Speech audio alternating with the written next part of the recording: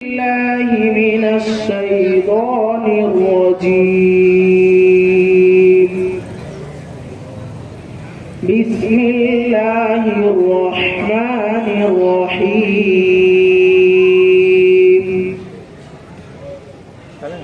ألف لام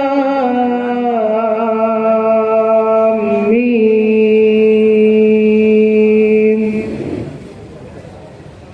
ذلك الكتاب لا ريب فيه هدى للمتقين الذين يؤمنون بالغيب ويقيمون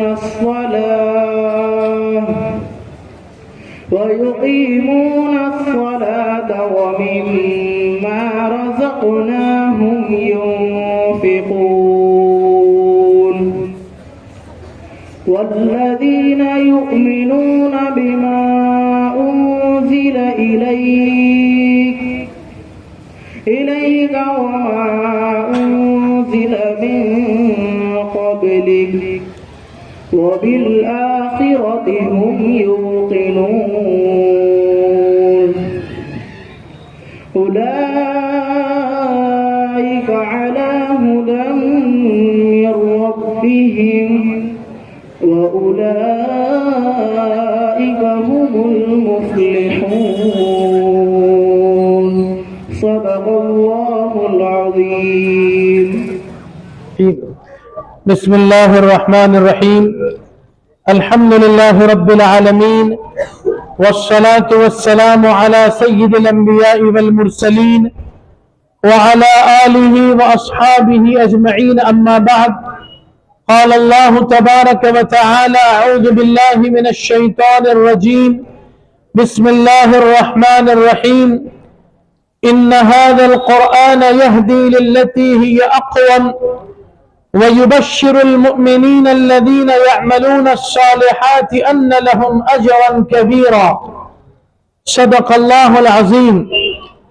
وقال رسول الله صلى الله عليه وسلم: إن الله يرفع بهذا الكتاب أقواما ويضع به آخرين، أو كما قال عليه الصلاة والسلام.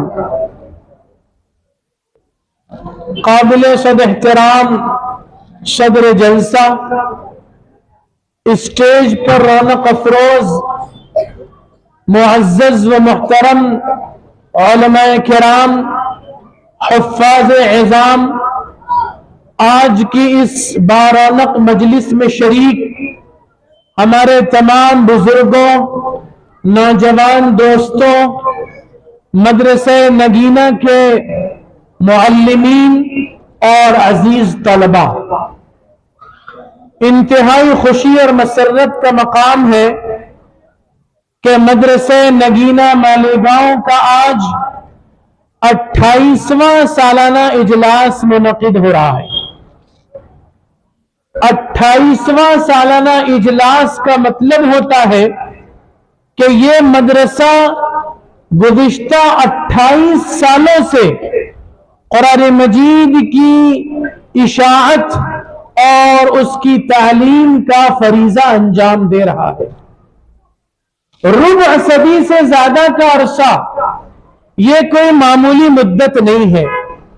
اس طویل عرصے سے یہ مدرسہ، یہاں کے ذمہ داران اور یہاں کے معلمین یہ بڑی محنت و مشقت اور جانفشانی کے ساتھ نونہالان ملت اسلامیہ کو قرآن مجید کی تعلیم دے رہے ہیں، اور صرف قرآن مجید پڑھنا ہی نہیں سکھا رہے ہیں بلکہ قرآن مجید کو ان کے سینوں میں محفوظ بھی کر رہے ہیں۔ یہ بڑی عظیم الشان خدمت ہے۔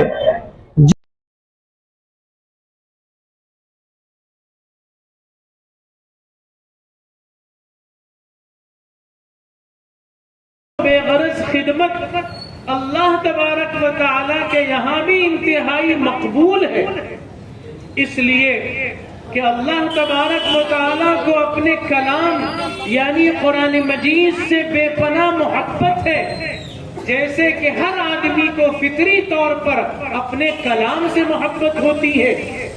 کسی شاعر سے آپ پوچھئے کہ اس کو اپنے کلام سے کتنی محبت ہے، اپنے اس ایک کلام کے لیے وہ سب کچھ نچھاور کرنے کے لیے تیار ہوتا ہے. اللہ تبارک و تعالیٰ کو بھی اپنے کلام سے بے پناہ محبت ہے، اور جو اللہ تبارک و تعالیٰ کے کلام کو پڑھتا ہے یا پڑھاتا ہے، سیکھتا ہے یا سکھاتا ہے یا اس کی نشر و اشاعت میں لگتا ہے، اللہ تبارک و تعالیٰ اس بندے کو بھی اپنا محبوب بندہ بنا لیتے. قرآن مجید اللہ تبارک و تعالیٰ کی طرف سے نازل کردہ کتاب ہے جس کا تعارف خود قرآن مجید کے اندر اللہ تبارک و تعالیٰ نے الگ الگ انداز سے کرایا ہے. کہیں اللہ تبارک و تعالیٰ نے فرمایا کہ الف لام میم ذالک الکتاب لا ریب فیہ، کہ الف لام میم یہ وہ کتاب ہے کہ جس کے اندر کوئی شک اور شبہ کی گنجائش نہیں. سب سے زیادہ مستند، سب سے زیادہ آتھینٹک، سب سے زیادہ صحیح کتاب اس روئے دنیا پر اگر کوئی ہے تو وہ قرآن مجید ہے کہ 1400 سال سے زیادہ کا عرصہ گزر جانے کے بعد بھی اس کے اندر ذرہ برابر کوئی کمی بیشی نہیں کی جا سکی. اور الفاظ و کلمات کی کمی بیشی تو دور کی بات ہے، ان الفاظ و کلمات کے اعراب یعنی زبر زیر پیش میں بھی کوئی تبدیلی نہیں کی جا سکی، اس کے معانی و مفاہیم میں بھی کوئی تبدیلی نہیں کی جا سکی. یہ وہ کتاب ہے کہ سب سے زیادہ آتھینٹک، سب سے زیادہ مستند ہے. اللہ نے اس کا تعارف کرایا کہ اس کی صداقت اور سچائی اور حقانیت میں کوئی شک و شبہ نہیں. کہیں اللہ تبارک و تعالیٰ نے اس کتاب کا تعارف یوں کرایا کہ شہر رمضان الذی انزل فیہ القرآن ھدی للناس، رمضان وہ مبارک مہینہ ہے کہ جس میں قرآن نازل ہوا، اور یہ قرآن ساری انسانوں کے لیے ہدایت ہے. یہ قرآن سارے ہی انسانوں کے لیے ہدایت کا سرچشمہ ہے. جو شخص ہدایت یافتہ ہونا چاہتا ہے اسے قرآن سے وابستہ ہونا پڑے گا، اور جن کو اللہ تبارک و تعالیٰ نے قرآن سے وابستگی عطا فرمائی ہے ان کو خوش ہونا چاہیے، اللہ کا شکر ادا کرنا چاہیے کہ اللہ نے اس عظیم کتاب سے انہیں وابستگی عطا فرمائی. کہیں اللہ تبارک و تعالیٰ نے قرآن مجید کا تعارف یوں کرایا کہ ان ھذا القرآن یہدی للتی ہی اقوم، یہ قرآن وہ کتاب ہے جو سب سے زیادہ صحیح راستے کی طرف رہنمائی کرتی ہے. سب سے زیادہ صحیح راستہ انسانوں کی ابدی کامیابی کے لیے جو ہو سکتا ہے اس راستے کی رہنمائی کرنے والا قرآن مجید ہے. اور قرآن کے علاوہ کہیں اور یہ رہنمائی نہیں ملے گی کہ جس کے ذریعے آدمی دنیا میں بھی کامیاب ہو سکے، آخرت میں بھی کامیاب ہو سکے. تو قرآن سب سے زیادہ سچے اور سیدھے راستے کی طرف رہنمائی کرتا ہے. اللہ نے خود اس کا یہ مقام اور مرتبہ بیان کیا، اللہ نے خود اس کا یہ تعارف کرایا، اور آگے فرمایا وَيُبَشِّرُ الْمُؤْمِنِينَ الَّذِينَ يَعْمَلُونَ الصَّالِحَاتِ أَنَّ لَهُمْ أَجْرًا كَبِيرًا. یہ قرآن ان لوگوں کو خوشخبری دیتا ہے، ان اہل ایمان کو خوشخبری دیتا ہے جو اپنی زندگی کے اندر نیک عمل کرتے رہتے ہیں کہ ان کے لیے اللہ تبارک و تعالیٰ کی طرف سے بہت بڑا اجر و ثواب ہے، بہت عظیم اور بہت بہتر بدلہ ہے. قرآن مجید اس کا صاف اعلان کرتا ہے. یہ اللہ تبارک و تعالیٰ کی کتاب کا تعارف ہے. اور ایک تعارف اللہ نے اس کا یہ بھی فرمایا کہ اِنَّا نَحْنُ نَزَّلْنَا الذِّكْرَ وَإِنَّا لَهُ لَحَافِظُونَ، کہ بے شک قرآن کو ہم ہی نے نازل کیا ہے اور ہم ہی اس کی حفاظت بھی کریں گے. قرآن مجید کی حفاظت کا ذمہ اللہ نے خود اپنے اوپر لے رکھا ہے. دنیا کے اسباب و وسائل پر اس کو نہیں چھوڑا گیا ہے.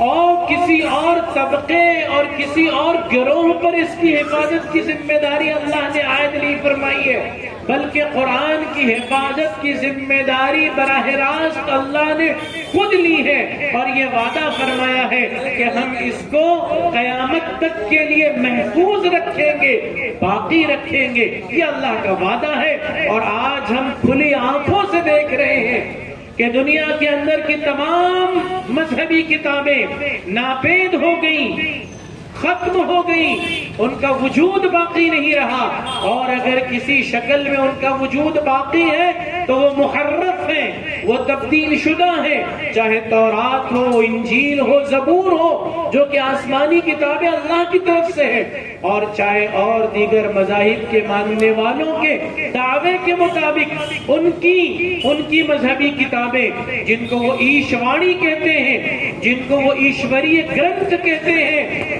لیکن وہ بھی آج دنیا کے اندر اپنی اصلی شکل میں باقی نہیں ہے۔ قرآن مجید ہی تنہا وہ آسمانی کتاب ہے جو اپنی اصلی شکل میں موجود ہے۔ اللہ تبارک و تعالیٰ کا بہت زیادہ شکر ادا کرنا چاہیے کہ اللہ تبارک و تعالیٰ نے ہم کو اس کتاب سے وابستہ کیا ہے۔ واقعہ یہ ہے کہ اللہ تبارک و تعالیٰ نے قوموں کی عزت اور ذلت کا فیصلہ قرآن مجید کی وابستگی کی بنیاد پر فرمایا ہے، اور نبی اکرم صلی اللہ علیہ وسلم نے اپنی مبارک حدیث میں واضح طور پر اس کو بیان فرمایا کہ ان اللہ یرفع بهذا الكتاب اقواما ویضع به آخرین۔ اللہ تبارک و تعالی اس کتاب یعنی قرآن کی بدولت بہت سی قوموں کو، بہت سے افراد اور ان کے گروہوں کو اللہ تبارک و تعالی بلند مقام اور مرتبہ عطا فرماتے ہیں۔ وَيَضَعُ بِهِ آخَرِينَ، اور اس کے برخلاف اسی کتاب کی بدولت اللہ تبارک و تعالی بہت سی قوموں اور بہت سے افراد اور گروہوں کو ذلیل اور رسوا کر دیتے ہیں، ناکام و نامراد کر دیتے ہیں۔ قرآن مجید کامیابی کی بھی کسوٹی ہے، اور قرآن مجید جو ہے ناکامی و نامرادی کا بھی ذریعہ بن سکتا ہے۔ کیسے؟ جو قرآن کریم پر ایمان لائے، جو قرآن کریم کو پڑھے، جو قرآن مجید کے احکامات کو اپنی زندگیوں کے اندر داخل کرے، جو قرآن کریم کے حق کو ادا کرے، جو قرآن سے اپنے رشتے کو مضبوط کرے، اللہ اس کو عزت اور سرخروئی اور سربلندی عطا فرماتے ہیں، اللہ اس کو کامیابی عطا فرماتے ہیں۔ اور جو قرآن سے اعراض کرتا ہے، جو قرآن سے اپنا رشتہ توڑ لیتا ہے، جو قرآن سے منہ موڑ لیتا ہے، جو قرآن کی تلاوت سے غفلت برتتا ہے، جو قرآن کے احکامات کو اپنی زندگیوں میں داخل نہیں کرتا ہے، اللہ تعالیٰ اس کو دنیا کے اندر ناکامی و نامرادی سے دوچار کرتے ہیں، اللہ اس کو ذلیل اور رسوا کر کے رکھتے ہیں۔ اس لیے یہ قرآن کسوٹی ہے۔ ان اللہ یرفع بهذا الكتاب اقواما ویضع به آخرین۔ بعضوں کو اسی کتاب کی بدولت اللہ اونچے اونچے بلند مقام عطا فرماتے ہیں، اور بعض وہ ہیں جس کا حق ضائع کرنے والے ہوتے ہیں، اللہ ذلیل اور رسوا کر دیتے ہیں۔ اب یہ حفاظ کرام ہیں جنہوں نے قرآن مجید کو از اول تا آخر اپنے سینوں میں محفوظ کر لیا ہے، قرآن مجید سے ایک مضبوط رشتہ ان کا قائم ہو گیا ہے۔ اللہ تبارک و تعالی اس رشتے کی بدولت انشاءاللہ العزیز ان کو دنیا میں بھی سرخروئی اور سربلندی عطا فرمائیں گے، اور کل قیامت کے دن بھی اللہ ان کا اعزاز اور اکرام فرمائیں گے۔ حدیث پاک کے اندر مختلف بشارتیں موجود ہیں، اور ہم کھلی ہوئی آنکھوں سے دیکھتے ہیں خود دنیا کے اندر کہ وہ حفاظ کرام کہ جنہوں نے اپنے سینے میں قرآن کو محفوظ رکھا اور پھر اس سے رشتہ ہمیشہ اپنا مضبوط بنائے رکھا، دنیا والے بھی ان کو اپنے سروں پر بٹھاتے ہیں۔ وہ مسجدوں میں آتے ہیں تو امامت کے مصلی پر کھڑے ہوتے ہیں، ان کے پیچھے سینکڑوں نہیں ہزاروں لوگ قرآن مجید کو تراویح کے اندر سنتے ہیں، جہاں جاتے ہیں ان کے لیے پلکیں بچھائی جاتی ہے، جہاں جاتے ہیں ان کا اعزاز اکرام ہوتا ہے۔ کس وجہ سے؟ قرآن کی نسبت کی وجہ سے، قرآن سے اپنا رشتہ استوار کر لینے کی وجہ سے۔ اور پھر کل آخرت میں، کل قیامت کے دن آخرت میں اللہ تبارک و تعالیٰ ان کے ماں باپ کو ہیروں کا اور موتیوں کا تاج پہنائیں گے، اللہ تعالیٰ ان کو وہاں بھی بلند مقام و مرتبہ عطا فرمائیں گے، اللہ تعالیٰ ان کی سفارش اور شفاعت پر ان کے خاندان اور اہل خانہ کے 10 یا 70 لوگوں کو جنت میں داخلہ عطا فرمائیں گے۔ یہ انعامات، یہ اعزازات حفاظ کرام کے لیے کیا کم ہے؟ واقعہ یہ ہے کہ قرآن مجید سے وابستگی یہ دراصل جو ہے عزت، سرخروئی اور سربلندی کا ذریعہ ہے۔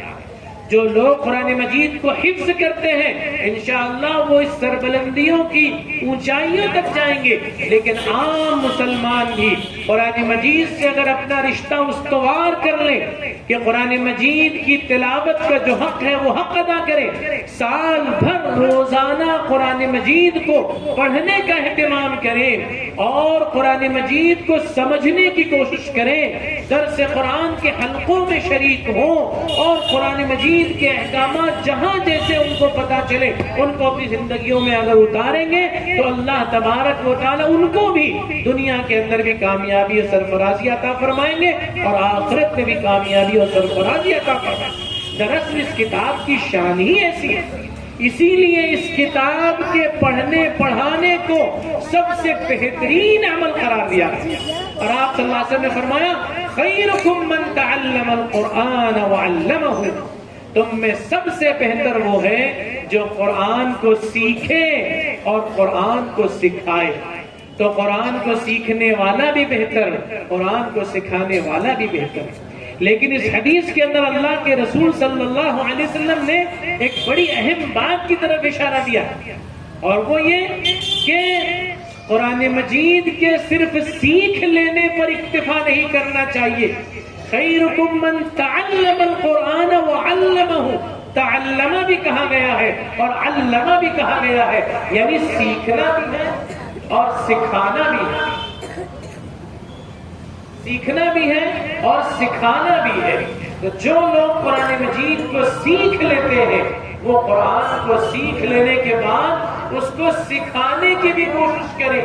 جن کو اللہ نے حافظ قرآن بنا دیا وہ لوگوں کو قرآن مجید کی تعلیم دی، جنہوں نے ناظر قرآن مکمل کر لیا ہے وہ دوسروں کو قرآن سکھانے کی فکر کرے، خواہ وہ کسی عمر کے ہو، کم عمر ہو، نوجوان ہو، بوڑھے ہو، جس عمر کے بھی ہو، ایک شوق ہونا چاہیے کہ ہم نے قرآن اگر سیکھ لیا ہے تو ہم قرآن کے سکھانے والے بھی بنے، اس لیے کہ تعلم اور علم دونوں کہا گیا ہے حدیث کے اندر۔ تو میں سب سے بہتر وہ ہے جو قرآن کو سیکھے اور سکھائے۔ تو اسلامی معاشرے کے اندر، مسلم کمیونٹی کے اندر قرآن مجید کے سیکھنے اور سکھانے کے عمل کو بڑی غیر معمولی اہمیت حاصل ہے۔ اور میں تو یہ عرض کرنا چاہتا ہوں بلکہ میں کیا ہمارے علماء نے کہا ہے کہ ہمارے یہ مکاتب قرآنیہ جہاں قرآن کریم کو پڑھنا سکھایا جاتا ہے اور حفظ قرآن کی تعلیم دی جاتی ہے، یہ مکاتب قرآنیہ ہمارے مسلم معاشرے کے لیے ریڑھ کی ہڈی ہے، ریڑھ کی ہڈی۔ اگر یہ مکاتب قرآنیہ مضبوط ہے اور بہترین منظم نظام چل رہا ہے، ایسا نظام کہ جس میں 100% مسلم بچے اور بچیوں کے لیے دینی تعلیم کا نصب ہو رہا ہے، تو اس کا مطلب یہ ہے کہ ہمارے مسلم معاشرے کی ریڑھ کی ہڈی سلامت ہے۔ اور آپ جانتے ہیں کہ انسانی جسم میں ریڑھ کی ہڈی اگر صحیح سالم ہو تو انسان چلنے پھرنے کے قابل ہوتا ہے، انسان صحت مند اور تندرست کہلاتا ہے۔ اور اگر اس کی ریڑھ کی ہڈی کمزور ہو جائے یا فیل ہو جائے تو وہ مریض ہو جاتا ہے، صاحب فراش ہو جاتا ہے، 2 قدم اس کا چلنا مشکل ہے۔ اسی طرح اگر ہمارے معاشرے کے اندر، ہمارے محلے کے اندر مکاتب قرآنیہ کا نظام بڑی مضبوطی کے ساتھ چل رہا ہے تو اس کا مطلب یہ ہے کہ ہمارا محلہ مضبوط ہے، ہمارا اسلامی معاشرہ مضبوط ہے، اپنے پیروں پر کھڑا ہے۔ اور اگر یہاں مکتب کا نظام ٹھیک نہیں چل رہا ہے یا سرے سے نہیں چل رہا ہے تو سمجھ لیجیے کہ پورا محلہ بیمار ہے، پورا معاشرہ کے معاشرہ مریض ہے، صاحب فراش ہیں۔ اللہ کا شکر ہے کہ آپ کے اس محلے کے اندر مسجد نگینہ میں یہ مدرسہ نگینہ طویل عرصے سے اپنی خدمات انجام دے رہا ہے۔ یہ جو محلے مکاتب قرآنیہ کا سلسلہ چل رہا ہے، قربان جائیے یہ حضرت سیدنا عمر بن خطاب رضی اللہ عنہ کی برکت ہے۔ نبی اکرم صلی اللہ علیہ وسلم نے اپنے مبارک عہد میں دین اسلام کی عمومی تعلیم کے لیے، قرآن پاک کے سیکھنے سکھانے کے لیے اپنے صحابہ کو مختلف علاقوں میں بھیجا، قبیلوں میں بھیجا اور مختلف مساجد میں ائمہ مقرر کیے۔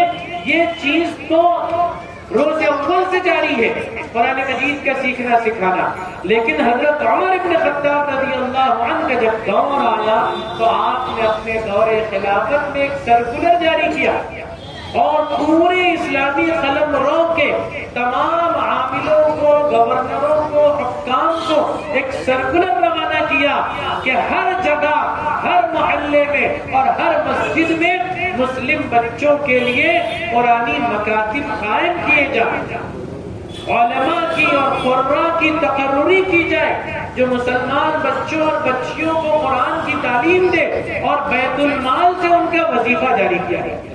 حضرت عمر رضی اللہ عنہ نے بیت المال سے وظیفہ جاری کر کے بہت سارے نظام کو شروع کیا تھا، انہی میں سے ایک بہت ہی منظم نظام مکاتب قرآنیہ کا۔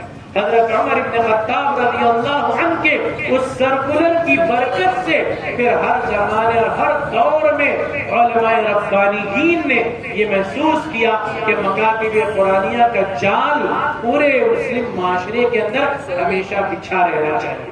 یہ علماء کرام، یہ حفاظ کرام جو خدمت انجام دے رہے ہیں، یہ معمولی نہیں ہے، یہ معمولی نہیں ہے۔ یاد رکھیے، بڑے بڑے مدرسوں کا قائم کرنا، دارالعلوم کا قائم کرنا، یہ فرض کفایہ ہے۔ شہر میں ایک دو بڑے مدرسے ہو جائیں کافی ہے، اور کسی ضلع کے اندر ایک بڑا دارالعلوم ہو جائے وہ کافی ہے، لیکن یہ مکاتب قرآنیہ، چھوٹے چھوٹے مدرسے جہاں قرآن مجید اور دین کی بنیادی تعلیم دی جاتی ہے، یہ فرض عین ہے۔ اور فرض عین کا مطلب یہ ہے کہ ہر محلے کے اندر، ہر گلی کوچے میں، ہر مسجد میں ان مدارس و مکاتب قرآنیہ کا اس پیمانے پر قائم کرنا کہ ہر مسلمان بچہ اور ہر مسلمان بچی قرآن مجید کی تعلیم اور دین کی بنیادی تعلیم حاصل کرنے لگے، اس لیول کے مکاتب قرآنیہ کو قائم کرنا فرض عین ہے۔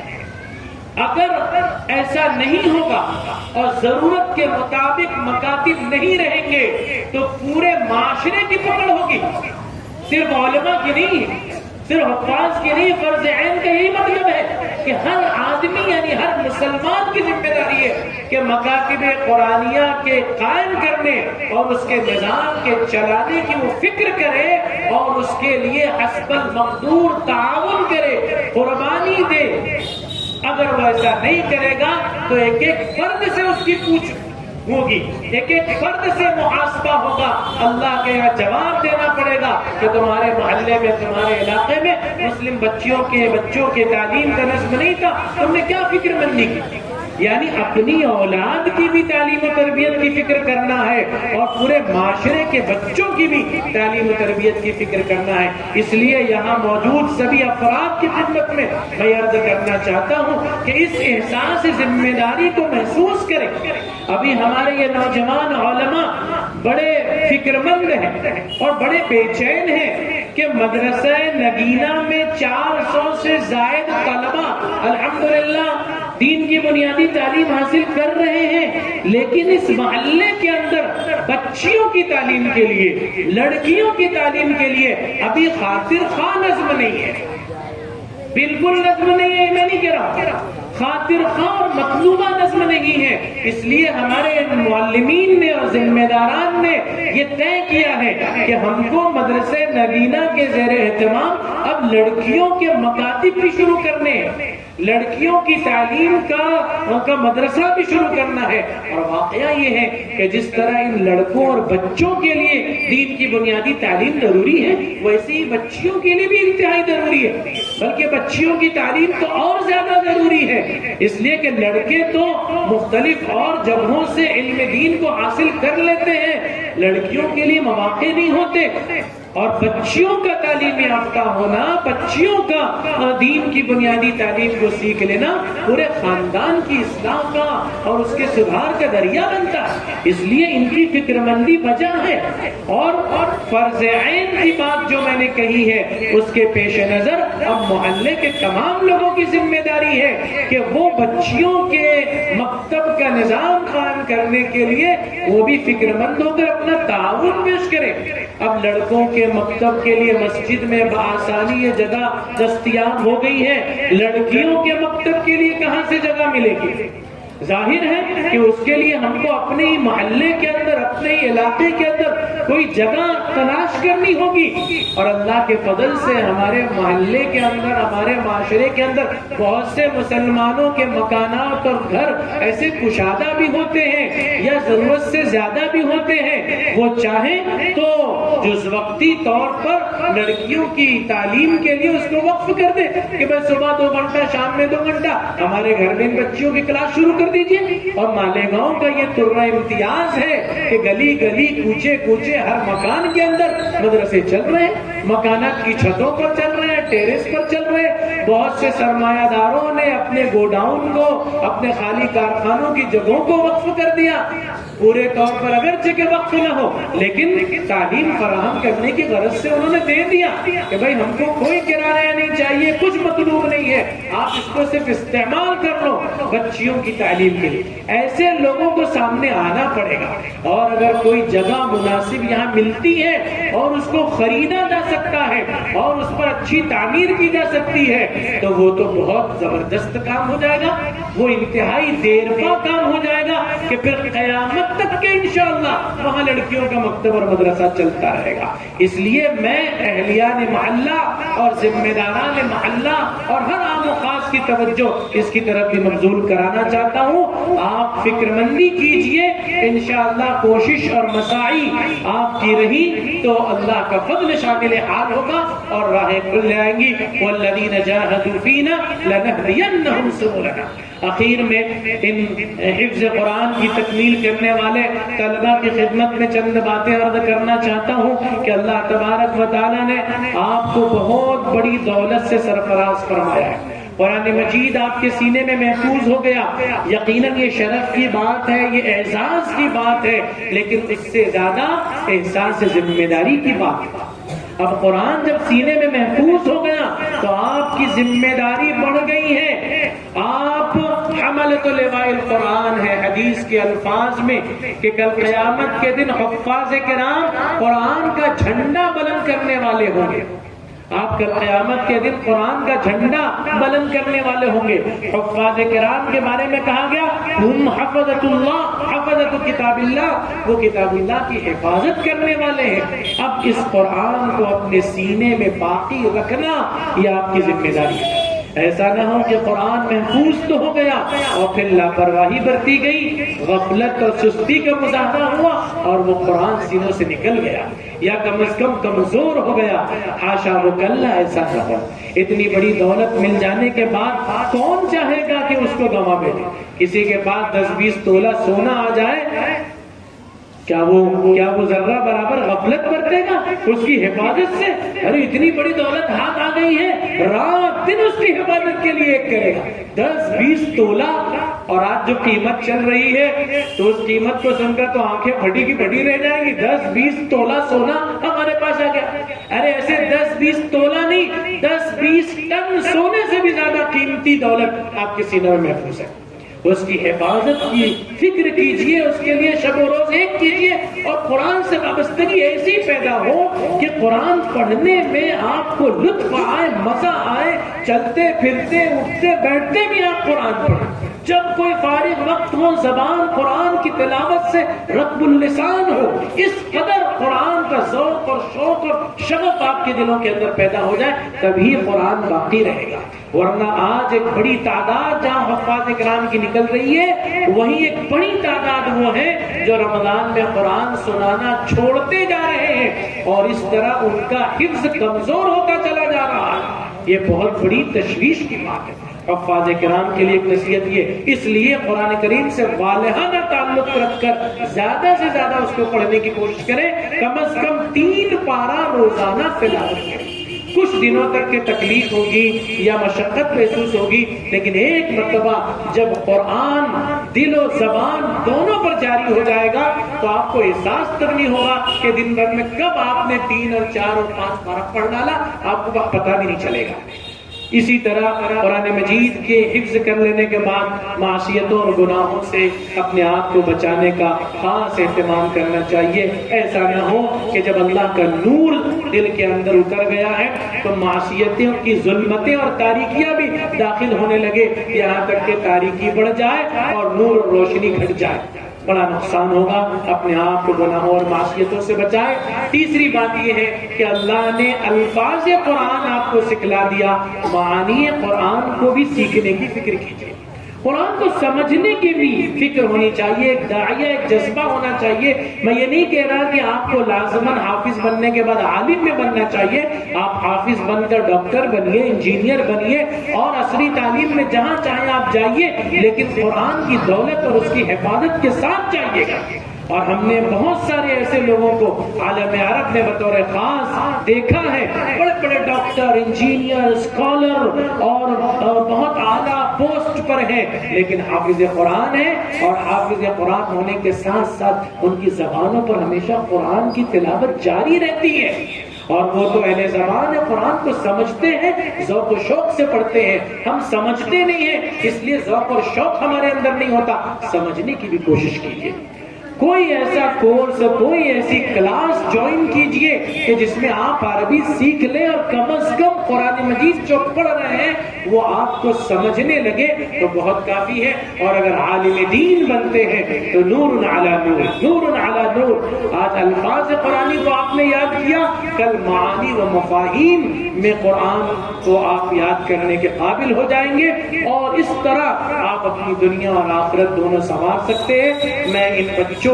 جنہوں نے قرآن مجید کو حفظ کیا، اور یہ بچے جنہوں نے ناظرہ قرآن کی تکمیل کی، ان کے سرپرستوں کو دل کی گہرائیوں سے مبارکباد دیتا ہوں، ان کے معلمین کو، مدرسے کے ذمہ داران کو دل کی گہرائیوں سے مبارکباد دیتا ہوں، اور امید کرتا ہوں کہ یہ مدرسہ انشاءاللہ اور ترقی کرے گا، اور تعلیمی میدان میں آگے بڑھنے کے لیے جو منصوبے وہ بنا رہے ہیں، لڑکیوں کا بھی مکتب جاری کرنے کا جو انہوں نے ارادہ کر رکھا ہے، میں اللہ کی بارگاہ میں دعا گو ہوں کہ اللہ تبارک و تعالیٰ ان کے لیے آسانیاں اور سہولتیں پیدا فرمائے۔